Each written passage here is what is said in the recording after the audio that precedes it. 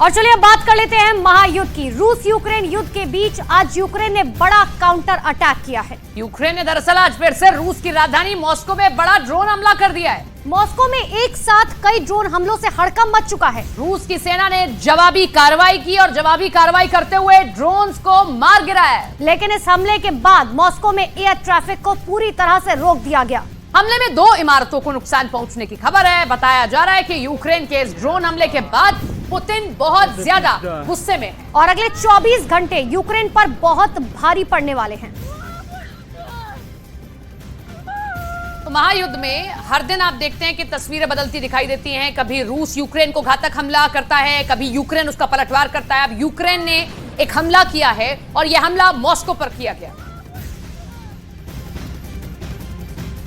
तो रूस और यूक्रेन के बीच जारी जंग में परमाणु हथियारों को लेकर टेंशन लगातार बढ़ती जा रही है। परमाणु हथियारों पर नजर रखने वाली संस्था बुलेटिन ऑफ एटॉमिक साइंटिस्ट ने एक बहुत ही डरावनी रिपोर्ट जारी की है। इस रिपोर्ट में दरअसल चेतावनी जारी कर दी गई है कि गैर परमाणु हथियार वाले देशों में परमाणु हथियारों की तैनाती से तनाव पैदा हो सकता है और ऐसा तनाव जो परमाणु युद्ध की आशंका को बहुत ज्यादा बढ़ा देगा।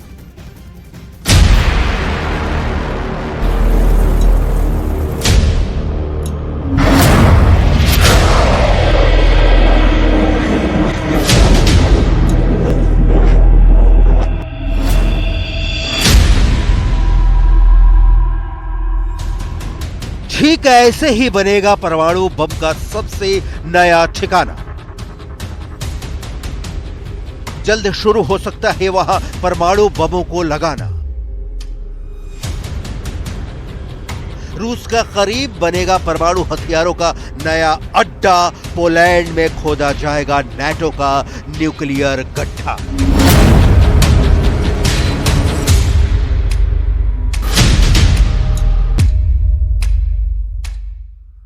जमीन के अंदर बनेगा साइलो।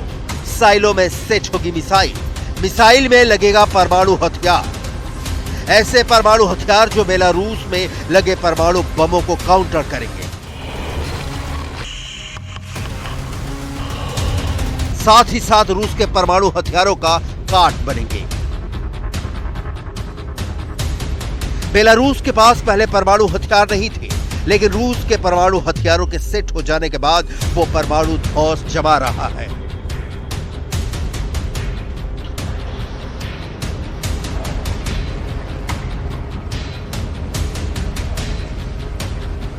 ठीक ऐसे ही दुनिया में 5 देश ऐसे हैं जिनके पास खुद के परमाणु बम भले ही नहीं है, बावजूद इसके वो परमाणु हथियारों से लैस हैं।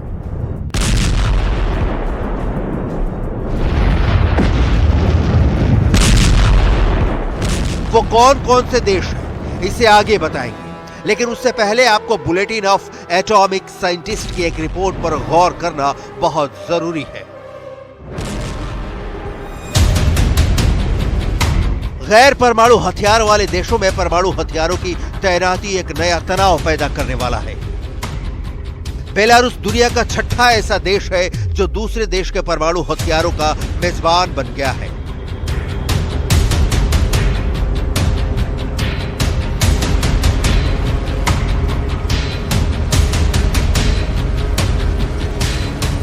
बेलारूस से पहले अमेरिका ने 5 दूसरे देशों में अपने परमाणु बम लगा रखे हैं।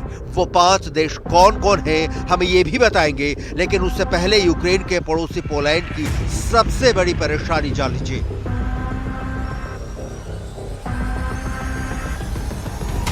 बेलारूस में रूस के लगे परमाणु बमों से घबराए पोलैंड ने अमेरिका से न्यूक्लियर बम की मांग की है।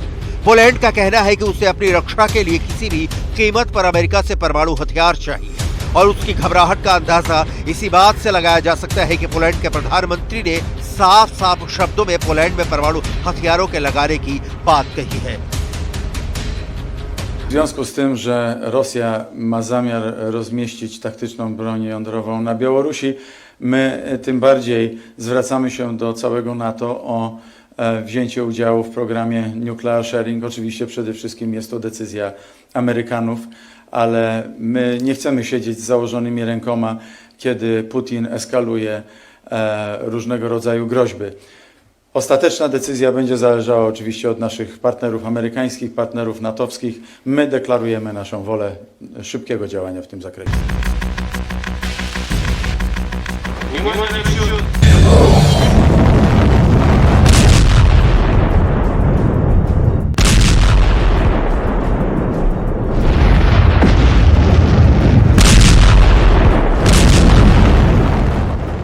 पोलैंड के प्रधानमंत्री का कहना है कि पोलैंड नाटो के परमाणु हथियार साझाकरण कार्यक्रम में शामिल होना चाहता है। पोलैंड के पीएम के इस बयान को बेलारूस में परमाणु हथियारों की तैनाती की प्रतिक्रिया के तौर पर देखा जा रहा है।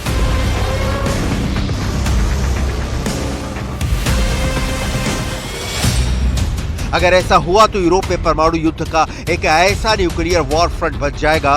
एक तरफ बेलारूस में पहले से ही रूस ने परमाणु हथियार लगा रखे हैं, वहीं दूसरी ओर बेलारूस के पड़ोसी पोलैंड में अमेरिका परमाणु बम लगा देगा। अमेरिका और रूस के परमाणु बम आमने सामने आ जाएंगे।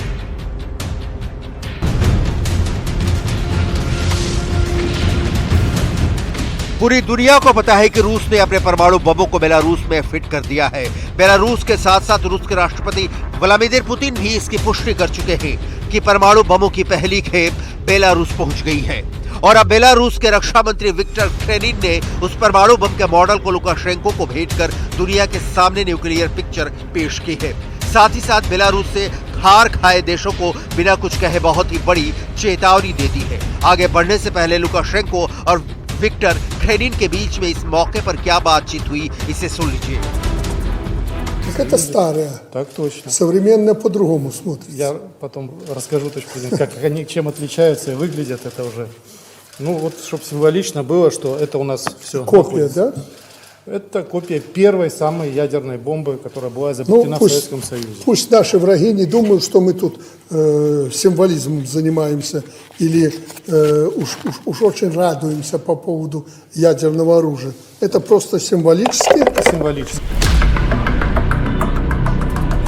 बेलारूस में राष्ट्रपति अलेक्जेंडर लुकाशेंको के ऑफिस से इस वीडियो के सामने आने के बाद दुनिया में बढ़ गया है परमाणु फीवर। नाटो कैंप में फैल गया है न्यूक्लियर फियर। यही वजह है कि पोलैंड ने परमाणु बम की डिमांड के अलावा अमेरिका ही नहीं दूसरे देशों से भी घातक हथियार खरीदने में जुटा है। पोलैंड के राष्ट्रपति आंद्रेस डूडा पहले ही बयान दे चुके हैं कि उनके देश को अपनी जमीन पर अमेरिका के परमाणु बम को तैनात करने में कोई दिक्कत नहीं है। वो अमेरिका के परमाणु हथियारों की मेजबानी के लिए बातचीत कर रहे हैं। पोलैंड के राष्ट्रपति आंद्रेस डूडा ने बयान दिया है कि हमने अमेरिका के नेताओं के साथ इस बारे में बात की है कि क्या अमेरिका इस तरह की संभावना पर विचार कर रहा है। मुद्दा खुला है। पोलैंड ने आशंका जताई है कि पुतिन यूक्रेन की सेना का सफाया करने के लिए परमाणु हथियारों का इस्तेमाल कर सकते हैं। पोलैंड पर पुतिन कितना खफा है, ये किसी से छिपा नहीं है। अगर परमाणु जंग छिड़ गई तो रूस की न्यूक्लियर मिसाइलों के पोलैंड की राजधानी वार्सा तक पहुंचने में सिर्फ 3 मिनट का वक्त लगेगा।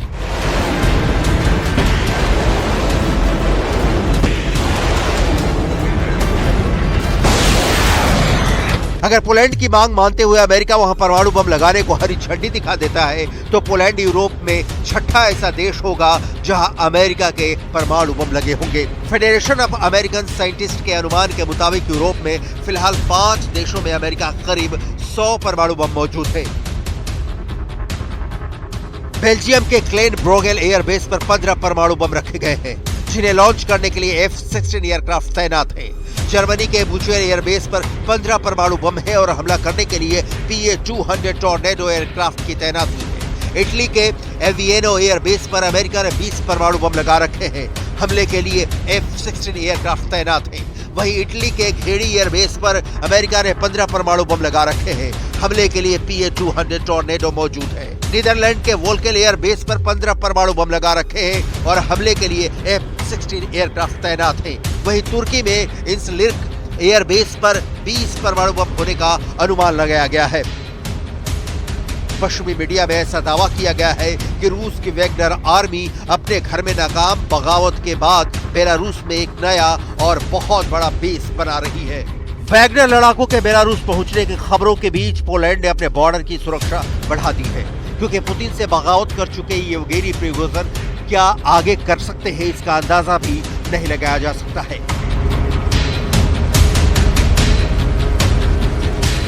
Relokacja sił rosyjskich de facto w postaci prawdopodobnie grupy Wagnera na Białoruś, także i przeniesienie tam szefa grupy Wagnera, więc to są wszystko dla nas takie bardzo negatywne sygnały, które na pewno bardzo mocno chcemy postawić także naszym sojusznikom i generalnie realizacja również postanowień szczytu w Madrycie, to żeby reagowanie na to było szybsze, to żeby plany obronnościowe NATO były bardziej wydajne, szybsza relokacja żołnierzy, zwiększenie siły grup batalionowych, które stacjonują w naszej części Europy, zwiększenie zasobów militarnych NATO w naszej części Europy. To są wszystko te cele, które chcemy tutaj uzyskać. Pamiętajcie Państwo... Ukraine युद्ध के शुरुआत से ही Poland Ukraine की मदद कर रहा है। इस वजह से उसने रूस से दुश्मनी मोलने रखी है। इसीलिए पोलैंड पर खतरा और ज्यादा बढ़ गया, क्योंकि जो वैगनर ग्रुप जंग में पुतिन के लिए मरने और मारने की कस्में खाता था, उसके ही मुखिया ने पुतिन से बगावत कर दी। इसीलिए पोलैंड वैगनर ग्रुप से सतर्क हो गया। इससे पहले भी पोलैंड के एबीडब्ल्यू के खुफिया अधिकारियों का बहुत बड़ा दावा सामने आ चुका है। दावा ये कि पोलैंड के हवाई अड्डों की गुपचुप जासूसी हो रही है। पोलैंड से कीव जाने वाली रेल लाइनों को रूस और बेलारूस जासूसी की नजर से देख रहे हैं। पोलैंड के हवाई अड्डों पर कहां-कहां से यूक्रेन के लिए हथियारों की डिलीवरी हो रही है, इसे खुफिया कैमरों में रिकॉर्ड किया जा रहा है। पोलैंड की खुफिया टीम के दावे के मुताबिक यूक्रेन की सीमा से 80 किलोमीटर की दूरी पर दक्षिण पूर्वी पोलैंड में रेजो में हवाई अड्डे और रेजो में हवाई अड्डे के पास से गुजरने वाली रेलवे लाइन पर कैमरे लगाए थे। पोलैंड के रेजो में हवाई अड्डे का इस्तेमाल कीव जाने वाले पश्चिमी देशों के नेता करते हैं।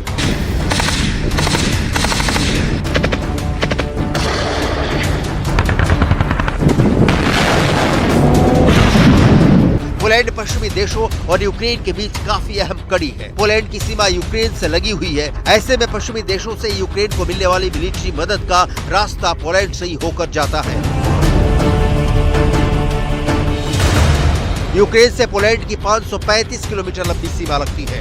पोलैंड के जरिए नेटो के हथियार धड़ल्ले से यूक्रेन पहुंच रहे हैं। हथियार चाहे अमेरिका से यूक्रेन आने हो या फिर ब्रिटेन से यूक्रेन को हथियारों की डिलीवरी मिलने वाली हो, हथियार पहले अमेरिका से पोलैंड पहुंचता है, वैसे ही ब्रिटेन से भी पोलैंड पहुंचता है और फिर पोलैंड से सड़क के रास्ते यूक्रेन।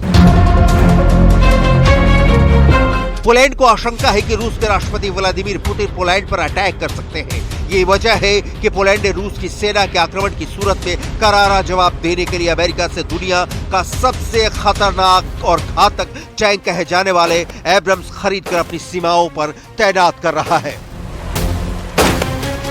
पोलैंड के पड़ोस में मौजूद कलिनिनग्राद बाल्टिक सागर से लगा है। रूस की नौसेना के बाल्टिक सागर बेड़े का मुख्यालय भी कलिनिनग्राद में है। कलिनिनग्राद 223 किलोमीटर के इलाके में फैला है। यूक्रेन पर हमला करने के बाद रूस ने कलिनिनग्राद में ही परमाणु हमले का अभ्यास किया था।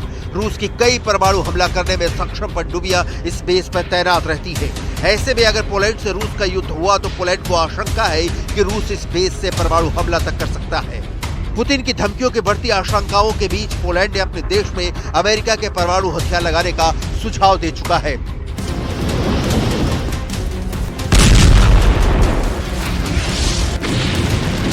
पुतिन की सेना के बाद अब वैगनर भी पोलैंड के लिए बहुत बड़ी चुनौती बन गया है। अगर पुतिन के परमाणु हमले वाली धमकी हकीकत में बदल गई तो उसका पहला शिकार पोलैंड बन सकता है, क्योंकि रूस और पोलैंड के बीच की दूरी करीब 5000 किलोमीटर है। यानी पोलैंड पुतिन के परमाणु हथियारों की रेंज में है।